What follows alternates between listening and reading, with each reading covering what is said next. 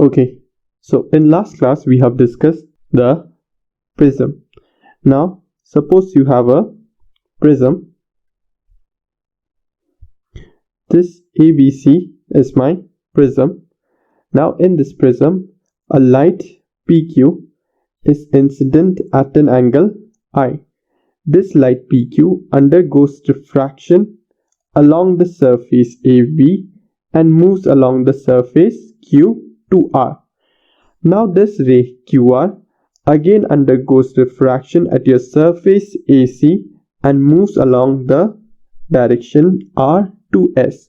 Now this is my emergent ray. This is my incident ray. Clear? Now the angle between the incident ray and the emergent ray, this angle is my angle of deviation. Fine. After this, we have discussed the relation between the angle of incidence, the angle of emergence. What does it say? The angle of incidence plus the angle of emergence equals to the angle of deviation plus angle of prism. Fine. So in today's class, we will discuss the variation of the angle of deviation with that of angle of incidence for a ray of light passing through the prism. What we will do is we will try to plot a graph between the angle of deviation and your angle of incidence. Fine. So let us consider a prism. In this prism, a light is incident at an angle of how much? 35 degrees. This is my incident angle. Now this light after refraction moves along this path and the angle of deviation in this case is 46 degrees. So let us plot a graph. On the x-axis I will put angle of incidence and on the y-axis I will put angle of deviation. Now for the angle of incidence 35 degree, I got the angle of deviation how much? 46 degree. Clear? This point. Next, let us increase our angle of incidence by how much? 5 degrees. Fine. Earlier we had 35 degree. Now we will measure it for 40 degrees. So this is my incident angle. After refraction, it travels along this surface. And how much angle it forms? 41 degree. So for the angle of incidence 40 degree, my angle of deviation is 41 degree. This point. Clear? Now let us increase it further to 45 degree. Incident ray is incident at an angle 45 degree. A light after refraction moves along this path and the angle of deviation is how much? 39 degree. So for 45 degree, my angle of deviation is 39 degree. This point. Now let us increase the angle by 50 degree. For the incident angle 50 degree, this is my incident ray. The angle of deviation will be how much? 38 degree.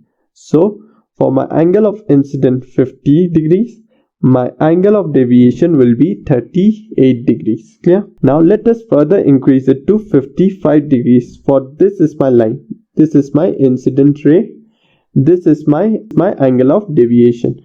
It is at an angle of how much? 41 degree. So for the angle of incidence 55, I got angle of deviation 41 degree. So for 55 degrees, I got angle of deviation 41 degrees. Okay, let us just consider this point. Next, for the angle of 60 degree, okay, for the angle of 60 degree, I got the angle of deviation how much? 42 degree. For the angle of incidence 60 degree, I got the angle of deviation 42 degree. Clear? So if I join all of these points, so I form a curve like this one. Clear? It's okay if one or two points are outside the curve. The important thing is a U-shaped curve. Can you see this U-shaped curve? Fine.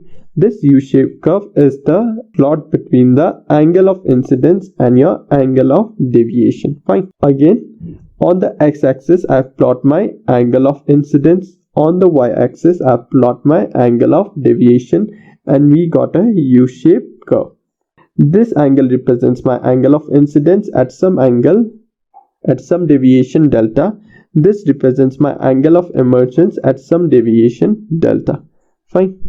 Now the important point of this curve is, can you see this curve? The lowest peak. This is the minimum value for what? For the deviation. This is the lowest value the deviation can get. It cannot go further below this value, isn't it?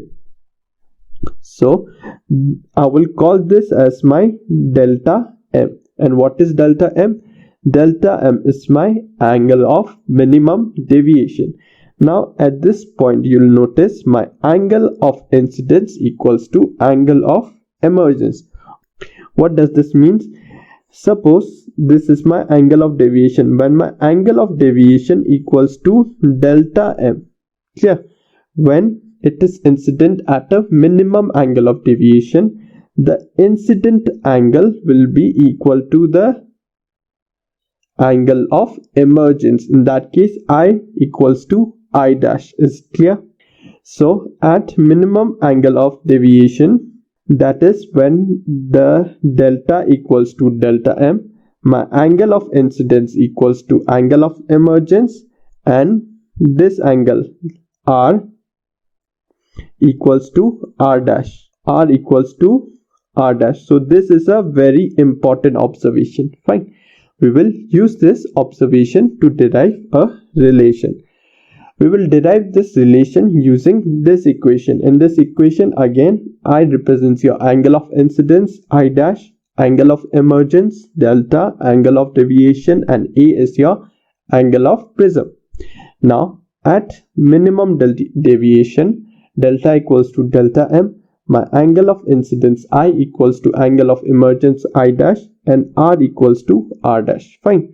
So using this equation, A plus delta equals to I plus I dash. Now instead of I dash, can I write I? Yes. So I have written here I plus I. Fine.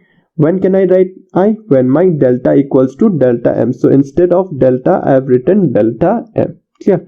So A plus delta M equals to I plus I. Now what is I plus I? It will give me 2I. So A plus delta M equals to 2I. Now I can also write 2I on this side and A plus delta M on the other side. Now what I will do is, I will take this 2 to the denominator. So what do I have? I equals to A plus delta M by 2. So this is my equation 1. Angle of incidence equals to angle of prism plus minimum angle of deviation divided by 2. Clear? Okay. Now let us consider your quadrilateral AQNR. This quadrilateral AQNR. This is my quadrilateral, your cyclic quadrilateral. Fine. Now what does the property states? If it is a cyclic quadrilateral, it states that the sum of the opposite interior angles, that is my angle A and the angle QNR, the sum of these two angles should be how much? 180 degrees. Fine. So angle A plus QNR should give me 180 degrees. I can send this angle A to the other side, plus will become minus. So angle QNR equals to 180 minus A. Fine. Now let us move to the another part. Consider your triangle QNR. This is my triangle QNR. Fine. Consider this triangle. In this triangle QNR, the sum of all the angles of a triangle should be 180 degrees. So R plus angle QNR should be how much? 180 degree. Fine. So R plus R dash plus angle QNR equals to 180 degrees. Now suppose you have R plus R dash equals to angle QNR. Fine. Now R plus R dash equals to angle QNR. We know QNR equals to 180 minus A. So I can substitute this value here. QNR equals to 180 minus A. Now 180 and 180 gets cancelled. I can send this A to the other side. It will become positive A. So I have R plus R dash equals to A. Fine. Now at your minimum angle of deviation, R equals to R dash. If R equals to R dash, then instead of R dash I can write R. So what is r plus r? It should give me 2r. So angle of prism equals to 2r. Or I can send this 2 to the denominator. So my r will be a by 2. So r equals to a by 2. Fine. So let us give this one as my equation 2. So the angle of incidence I equals to the sum of angle of prism and the minimum angle of deviation divided by 2, and the angle of refraction equals to half of the angle of prism. Fine. Now I can use my Snell's law. What does the Snell's law states? That the refractive index mu equals to sine of angle of incidence divided by sine of angle of refraction. Fine. Now we know I is how much from our equation 1? I equals to a plus delta m divided by 2. So I can write, instead of I can write sine of a plus delta m divided by 2. What is my angle r? R is a by 2. Fine. So I can write here sine of a by 2. So this is a very important equation which states that the refractive index of a given prism equals to sine of a plus delta m by 2 divided by sine of a by 2. Fine. Now on the basis of this relation, let us take some questions which you can do as your homeworks. So the first question is, calculate the refractive index of the material of an equilateral prism for which the angle of minimum deviation is 60 degrees. Fine. Now what does this say is that suppose you have a prism. We know for an equilateral prism, the angle A, this angle A should be how much? 60 degrees. Equilateral prism means equilateral triangle, all the angles will be 60 degrees. So this angle will be 60 degrees. Fine. Now the next thing they have given, the angle of minimum deviation, how much? 60 degrees. That means this is my incident ray, this is my emergent ray, and the angle between them is 60 degrees. So minimum deviation delta m equals to 60 degrees. Okay, so if it is a minimum deviation, then I can use this relation, mu equals to sine of a plus delta m by 2, where my a is how much? 60 degree, delta m is how much? 60 degrees. Again a is 60 degrees. So for the equilateral prism, angle of prism is how much? 60 degrees. Minimum angle of deviation is 60 degrees given in the question. So I'll substitute this value 60 by 2. What is 60 plus 60? 120. 120 divided by 2 is 60. Fine. So this one will give me sine of 60. Sine 60. Now coming to the denominator part. Sine 60 by 2 is how much? 60 divided by 2 is sine 30. So I have sine 30 degree. Fine. Now what is sine 60 degree? Sine 60 means your root 3 by 2. Sine 60 is root 3 by 2. And what is sine 30? Sine 30 is 1 by 2. Sine 30 equals to 1 by 2. Now my sine 30 is in the denominator. So as your 1 by 2 will be in denominator, so this 2 will go up. So what should I get? 2 by 1. So I have 2 by 1. Yeah. So 3 by 2, root 3 by 2 into 2 by 1, this 2 gets cancelled. So I have root 3 by 1, anything to the denominator 1 can be simply written as that number only. So I have sine 60 by sine 30 equals to root 3, which means my refractive index for the given material is how much? Root 3. Fine. Now let us take another question which you had already did. In this question, a ray of light passes through a equilateral glass prism such that the angle of incidence is equal to the angle of emergence. If the angle of emergence is 3 by 4 times the angle of the prism, calculate the angle of deviation and then the refractive index of the glass prism. Fine. Now again let us discuss this one. A light is incident on a prism. This is my line incident at an angle I. This light undergoes refraction and moves along this surface. This is my angle of emergence I dash. Fine. They have said that my angle of incidence I equals to I dash. These two angles are equal. Fine. and then they have said that the angle of incidence or your angle of emergence is 3/4 of the angle of prism. If this is a equilateral prism, what will be the angle of prism? 60 degrees. A equals to 60 degrees. Then my angle of incidence or my angle of emergence is how much? 3/4 of 60 degrees. Now 15 4s are 60, so this will give me 15, 15 3s are 45. So I have I plus I dash equals to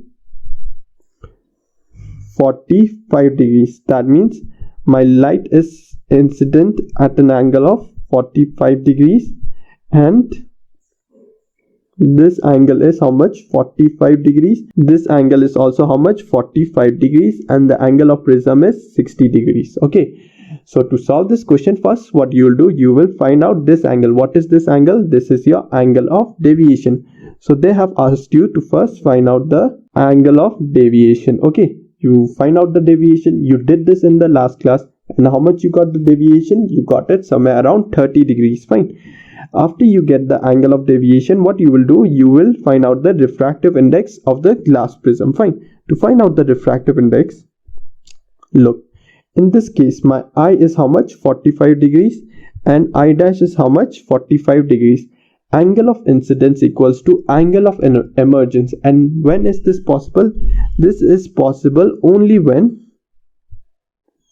this case I equals to I dash, when it is possible at minimum angle of deviation. That means my delta equals to how much? Delta m.